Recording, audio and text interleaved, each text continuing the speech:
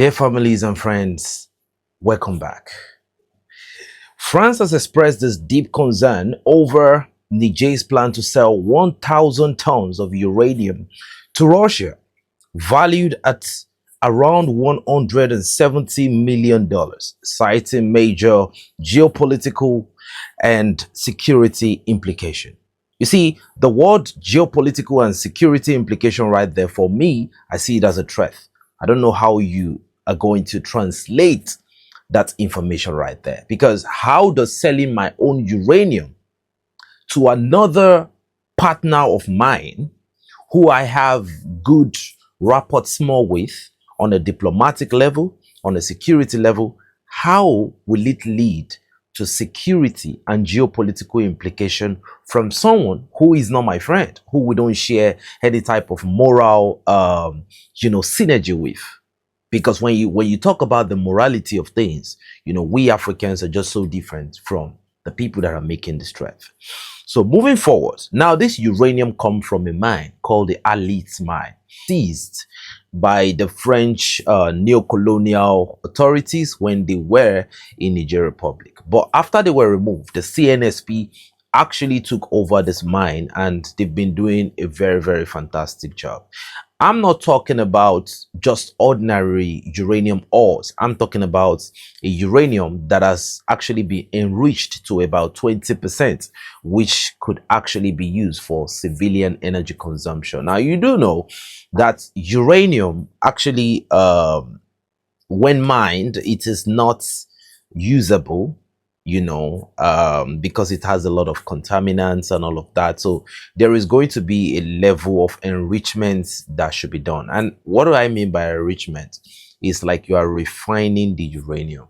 So that's what you mean by enrichment. You want to remove as much contaminant from it as possible. So it takes so many chemical analysis and multiple analysis just to get it to that level where it can be used for civilian consumption. Now, we can't tell we can't tell the amount of uranium, the level of enrichment of this particular uranium that they will be selling to Russia. But ladies and gentlemen, as we speak, Russia is ready to buy this uranium, according to the information we have, to the amount of about 170 million. Now, analysts have actually warned that the agreement could sour a relationship between Niger Republic and the Western Bloc. So the question is, where are we coming from? So there is a saying that when you move in life, you are not moving to where you are coming from. You're actually going to where you are going to.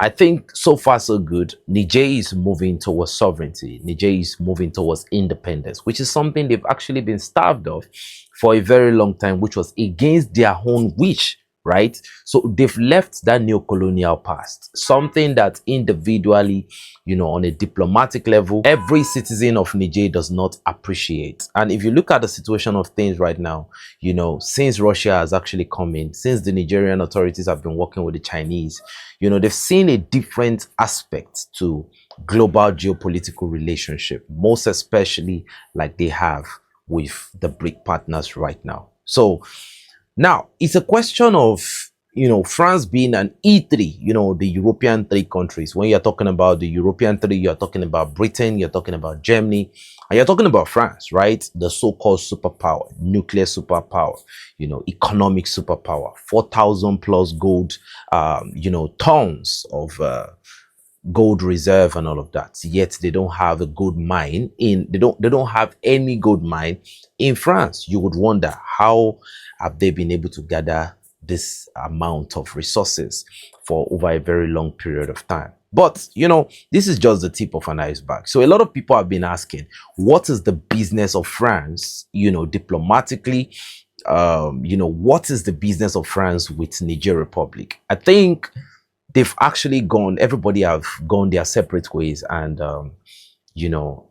every case or whatever they have in court has nothing to do with this particular Halit mine. So why is France still watching over Niger Republic? Unfortunately, yesterday some of the propagandists actually, they came into this channel they actually looked at what we discussed about. And one of them was very unlucky to have asked me a question. He said, why can't we just leave France alone and, take care of our business? And I told them, like, look, we don't even want to have anything to do with you. There is a lot to talk about in Africa. That's where we don't even have to think about what is going on in France, because whatever is going on in France is actually very, very uninteresting. But he insisted, and I gave him so many instances of how France have been overtly, covertly, trying to cause destabilization in this Sahelian bloc. So now, ladies and gentlemen, you would wonder why it is so concerning for France what Niger wants to do, either with the $170 million, which I think is their sovereign decision and their sovereign business, or what is the interest of France in that uranium? Okay, you've taken enough uranium from Niger Republic. I think it's that time everybody looks in a different direction. But, ladies and gentlemen, you will be shocked at what is going on in France presently. When it comes to energy, the cost of living of people in France have actually gone to a direction you would not believe a country like one of the big European countries can be experiencing right now. There is this analysis out there that the economy of Europe is actually in shambles right now, but you will be surprised at seeing what I actually saw today. So, ladies and gentlemen, without no further ado, let us watch this video. My friends, due to the skyrocketing electricity prices in France, people have started heating their apartments and houses with this kind of fuel. This is kerosene. It's just kerosene, the purest kind, but still kerosene. It's not particularly smelly, but it's still kerosene. They buy them for these kinds of stoves. Here they are. You insert them in. I'll show you now. You take out a little canister like this. Here it is, see? You pour this kerosene into it. People put them in their apartments. Our neighbors are always carrying these canisters around. And they use them for heating, and there are no emissions anywhere. That is, it all burns inside the apartment. Let me show you. You plug it into an outlet so that all the controls work. There's a CO2 sensor in there. Basically, it's got everything you need. But what's the point? The point is, it's the 21st century, the year 2025. People are burning kerosene in their apartments and the exhaust stays inside. Kids and everyone else basically are breathing all of this in. Naturally, this leads to mold and humidity, because when kerosene burns, it releases steam. And these heaters, they're being advertised promising savings, about twice as cheap as electricity. There are also cheaper ones like this. This is Europe in the 21st century. Now, you should be surprised that in 2025, okay, no, 2020, let's take it back to 2015. Should a country like France still be consuming kerosene? The carbon, everything they will be inhaling it inside. Like, I don't understand what is going on. So you can see that if they can go to that level, yesterday it was about the manure being sprayed on the government house and all of that, and now what we are seeing that now they are using kerosene, in Nigeria as a country. In fact, I doubt if there's anyone still using kerosene and all of that. Kerosene belongs to like the lowest, but you have people over there now, they've gone back to kerosene because that uranium, a country that was selling uranium, and now I've gone back to kerosene. They were selling electricity, to people. Now it has now become a country that, to keep themselves warm, because the electricity is no longer even affordable for the citizen, they've now gone back to kerosene with methodologies that are actually devastating. It's like launching a mechanized assault on yourself. So, ladies and gentlemen, this is the reality. And you can see why they are so concerned about the uranium deal with Russia. You see, I've said it severally that, look, this has nothing to do with mismanagement of funds in their country and all of that. You see, how many countries left the Francophone bloc? No, that's the big question. How many countries, separated themselves from the Francophone bloc? Niger, Mali, Burkina Faso, right? Then maybe you talk about the Central African Republic, and those guys are enjoying absolute wealth and prosperity right now. But here's the big question, okay? There are still several, Francophone countries that still overtly and covertly, they still back France up. France is still enjoying the fortune and the fame, of having their neo-colonial stooge in this country. But the billion-dollar question is, shouldn't it be enough for, like, the resources they still take from this country? Shouldn't it be enough to power on their economic, ecosystem? But the funny thing is, like I said earlier, these three countries are strategic backbone to the prosperity of France. Do you understand what we're saying? So it only, takes us to a whole different level when it comes to this war of propaganda, war of insurgency, destabilization on all sides. But the beautiful aspect is that everybody is beginning to know what the plot is, and a problem that has actually been discovered, that has been uncovered, has actually been solved. Because when you bring a patient to the hospital, the first thing you do is to screen the patient. You want to know, okay, these are the things that are wrong with this patient. Then you diagnose, right? They give a clinical diagnosis, you back up the clinical diagnosis with the laboratory diagnosis. And when you have been able to fathom what the problem is, then you treat. While you are treating, you are monitoring. So right now, the Sahel, they are carrying out both surveillance and they are treating the jihadists. So at the end of the day, what you start having is a good prognosis that, okay, in the next so and so year, given the the resource capabilities of this country, they could be at so level, and they could be $1 billion economy in so time. That's what we're talking about. That's the real business. Do you dig? Now let's move forward, ladies and gentlemen. The president of Mauritania has actually come out and he has addressed, the issue that has been going on. I don't know what to, believe from everything that the president of Mauritania has said. But ladies and gentlemen, let us listen to the president of Mauritania. This is the extent of the situation. It's a state of war, and the areas are completely affected, just as they are during wars. This is the reality, and that's what you know about it. And what was available to them is exactly as it is. You can't joke about this situation. Look, what we were saying here is that your situation is just a small part of the impact our country is experiencing because of the war. But still, if our brothers are at war, we don't want to say, here are our brothers, and that's it. We want to help them with whatever we can, and whatever patience we can offer them, we will. And whatever understanding we can show for their situation, we will. Because these countries, none of them can be separated from the others. And crises come and go, and the situation improves, and everything returns to normal. But we must realize that as long as we are in a good position, we shouldn't withhold anything from them. We should start, and no one should find it difficult to do so. Now, that's the president of Mauritania talking about Mali. And, I was surprised when I actually listened to this video, the short clip. And in this video, you could see that he was throwing his weight behind Mali, was saying that the Malians are their brothers, and they need to support Mali whichever way they are, that they don't only need to just say that Mali is their brother for saying sake, that they need to be able to throw their weight, behind Mali. Looking at the literary expression, looking at what it literally means, everything he said is actually beautiful to see.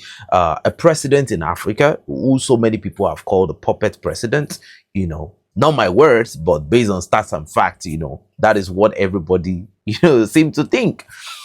Now, that same president is saying, that they want to support Mali. So many things is going on as we speak. This president is coming out to address this issue because so many of his citizens, the Mauritanian citizens in Mali, their business are number one, illegitimate. So now they have been, sanctions have been placed on them by the Malian authorities.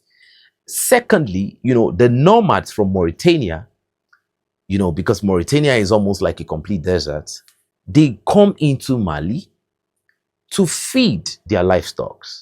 So now that there is a systemic blockade to those opportunities and those benefits they've always enjoyed, you can now see that Mauritania now is coming out to, to take side. That look, we support our brothers in Mali and all of that.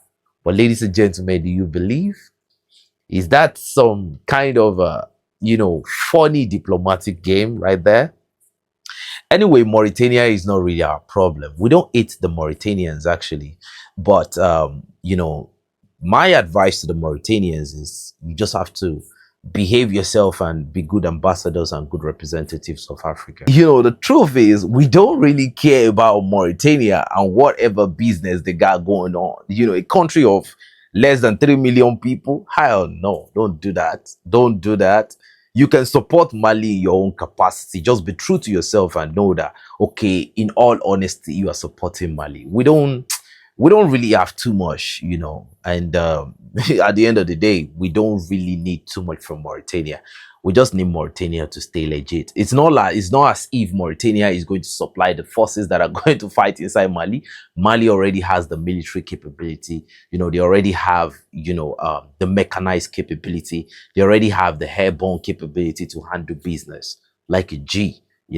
But at the end of the day, we just want Mauritania to do their part.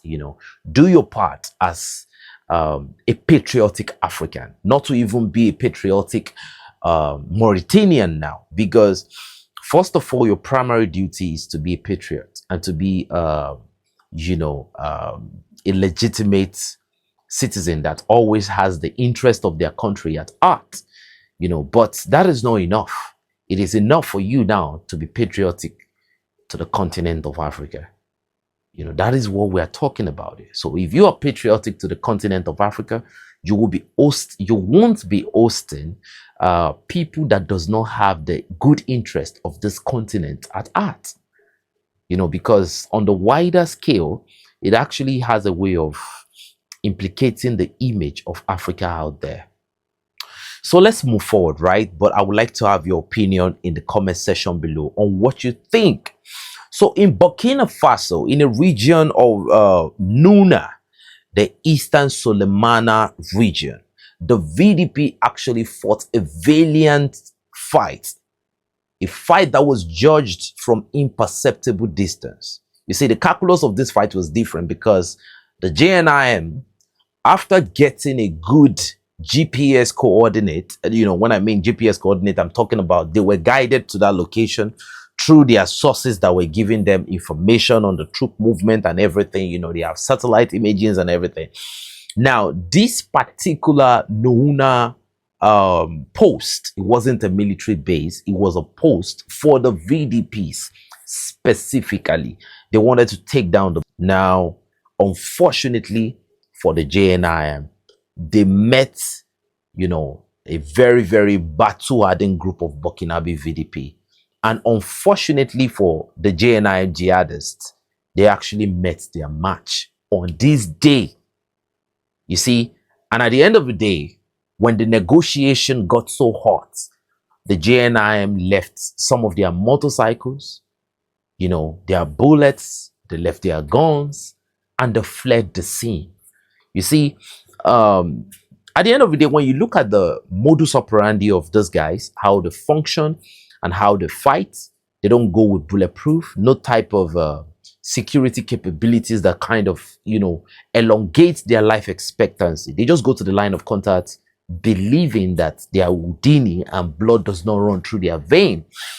But ladies and gentlemen, I don't know the level of brainwashing that has to be so much mechanized into an individual psychological programming that will make the person think like, going out there and putting myself in harm's way is a way of serving, whoever they serve, which you and I know that it's not Islam, whatever they practice, right?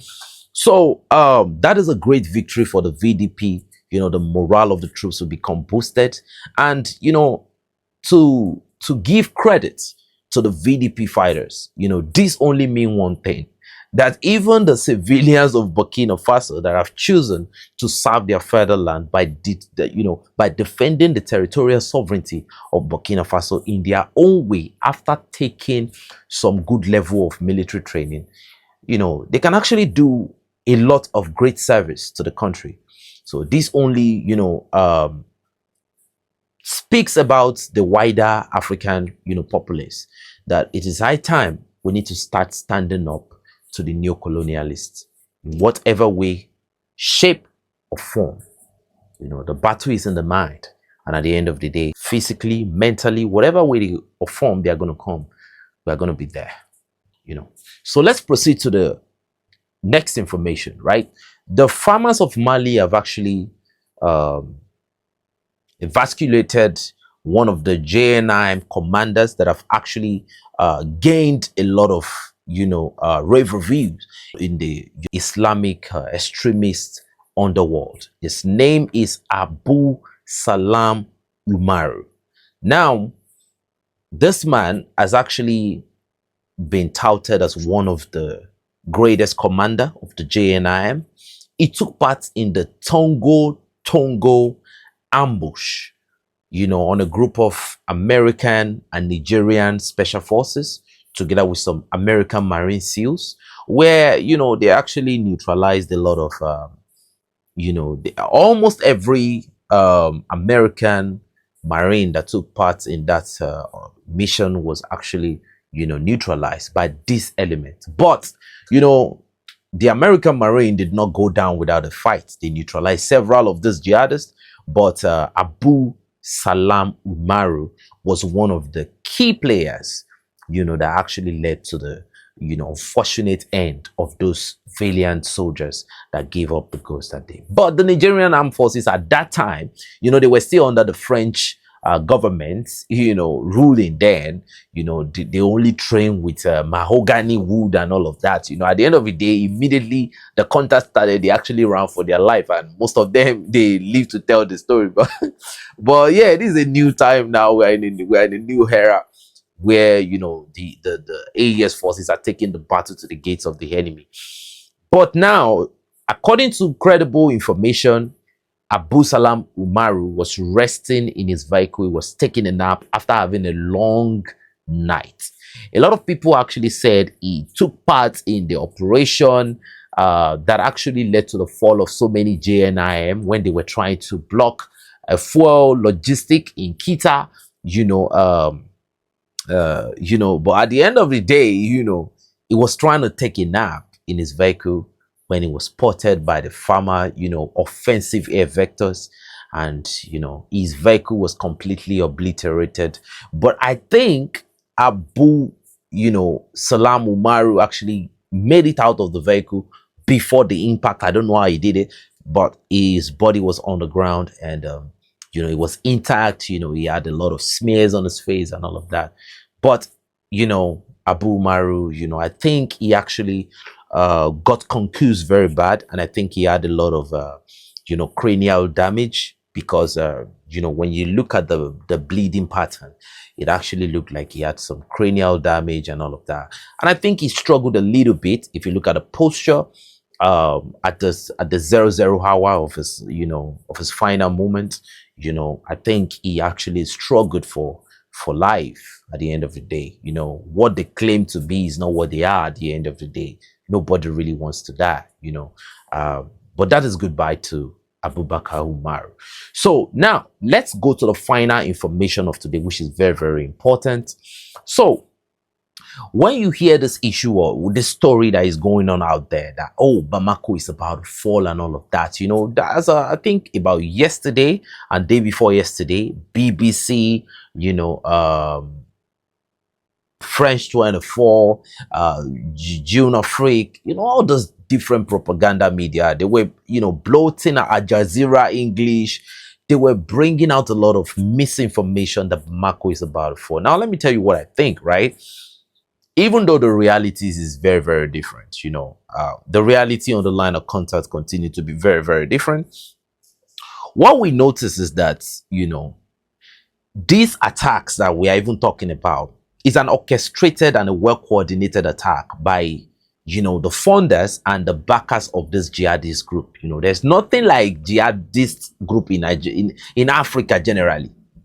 They actually introduced this system of It's a new system of neocolonialism, but I think it was already planned. It was pre-planned for a very long time, you know, because I think at some point they had free access to the resources because, you know, our ancestors kind of worshiped these people at some point, even though there was a lot of revolution and all of that, you know, but because there were some traders internally, you know, those revolutions did not succeed, you know, a lot of rebellion at the time, but I think there's still a lot of influence they had at the time. So they were able to go away with anything they want. They were able to capture a lot of slaves. They were able to do a lot of things that were not nice. So I think that was the carrot era. But now I think they want to go full stick era. And when you hear they say that Bamako is about fall, I think it's about the planners, most especially, you know, the ones that actually had some amphibious landing in the Republic, even though they are claiming that it's a joint military operations and all of that. We have the receipts here. You could see the forces and the French forces. They're actually, you know, they're actually demonstrating an honeymoon relationship. And I think this is just for posturing. I think for me, based on my opinion, okay, I feel like they still train with the mahogany. But just because they want to have these things covered on camera, now they train with the real rifle. And I can guarantee you, if they can post, they're only posting pictures, right? They will never be able to post the video because there was no shot fired at the end of the day. I can guarantee you that they still train with mahogany. They train the Burkinabes with mahogany. They train the Nigerians with mahogany. They trained the Malians with mahogany. Just wood, and they make noise with their mouth. Boom, boom, boom. You all have seen the videos over here. So if that was their methodologies of, you know, putting out their instructions and battle formations out there to these innocent African soldiers that go to the line of contact, and when, you know, the Beninese troops have actually been, you know, they've been nothing better than shambolic on the line of contact, because we've actually heard, you know, testimonies that even when the jihadists are approaching their border, they run 30 kilometers. You see, I continue to repeat that because it was a testimony that was actually, you know, clear that they run 30 kilometers into there. You know how far 30 kilometers is for you to avoid that smoke. So, and you would think they're actually coming in for, you know, for real type of security. Maybe they want to help the Beninese, you know, from any type of, you know, incoming jihadist incursion. But at the end of the day, you just have to know that they are just there to posture and try to, you know, appease the Beninese citizens that, yeah, we are here. You know, they continue to say we are only here for your resources. We are not here for the resources and all of that, you know. But I will tell you this, right? Let us remember they are here for a certain reason, okay?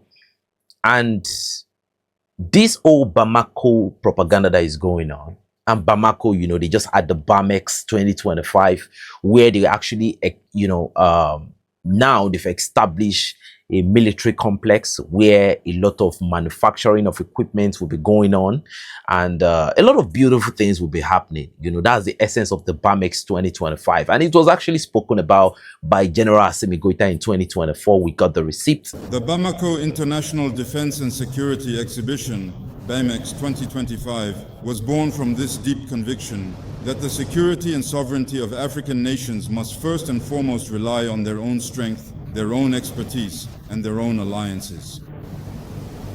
Distinguished guests, as you know, the BAMEX 2025 exhibition is a unique platform for strategic exchange and for showcasing the most advanced technological solutions tailored to asymmetric conflicts. BAMEX 25 is designed to foster partnerships and dialogue among decision makers, industry leaders, researchers, defense forces, startups, and investors. This is about collectively envisioning the defense of the future, a smart, technological defense in the service of stability and sustainable development. An event of international scope to build a safer, more sovereign, and more resilient Africa. With the aim of consolidating the operational achievements of 2024 and pursuing further successes, the process of equipping the armed and security forces will be enhanced in 2025 with the establishment of a military industry. We are actively working on setting up armament zones with assembly units. For individual and collective weapons, the assembly of light tactical vehicles and the manufacture of ammunition and explosives for...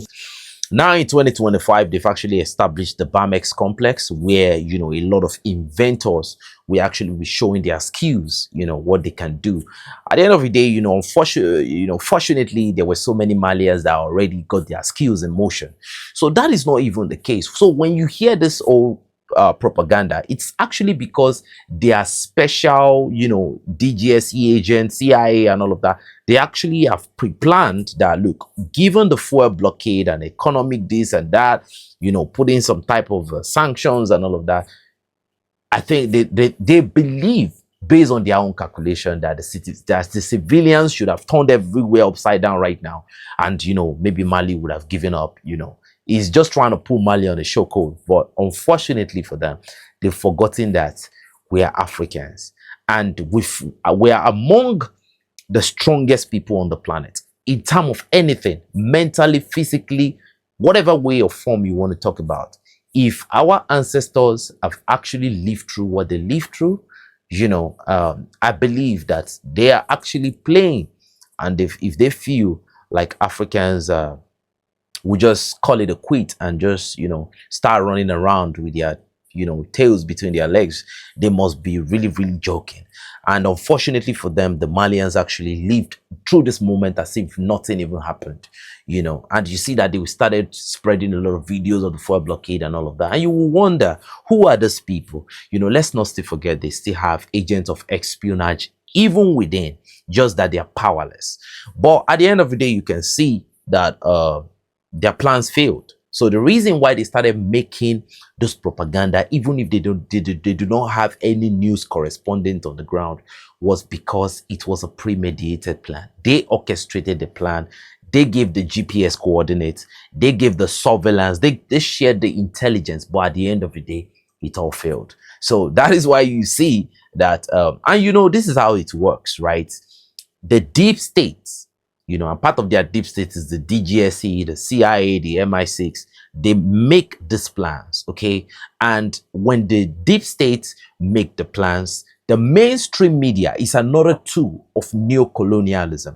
What the mainstream media does, because, you know, the mainstream media is being created to project the interest and the power of the deep state. So what the mainstream media did for them was to propagate what they pre-planned, that Bamako was going to, you know, capitulate, right? But unfortunately, it led to a total failure.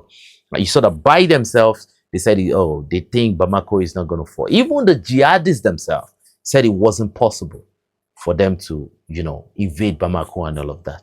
But ladies and gentlemen, they can continue with the propaganda. We'll continue to bring you the cold facts. And before I go, let me remind you, we just got another update about Burkina Faso. Some, you know, military officers in Burkina Faso under the custom office have actually been caught engaging in some act of corruption. Ladies and gentlemen, unfortunately, we are trying to, you know, remove corruption completely, expedite corruption back to where it came from through the proxy of democracy. But unfortunately, you know, these officers were caught in action and they will be tried in the face of overwhelming evidence. Ladies and gentlemen, will they come out on top? And even so much so that even a judge who is supposed to uphold the constitute of law and order in the country was even caught to be complacent. Ladies and gentlemen, this is going to be a long case. But in the next episode, which you are going to get in the next couple hours, maybe 4 hours, you know, I just want you to have a nice day and have fun.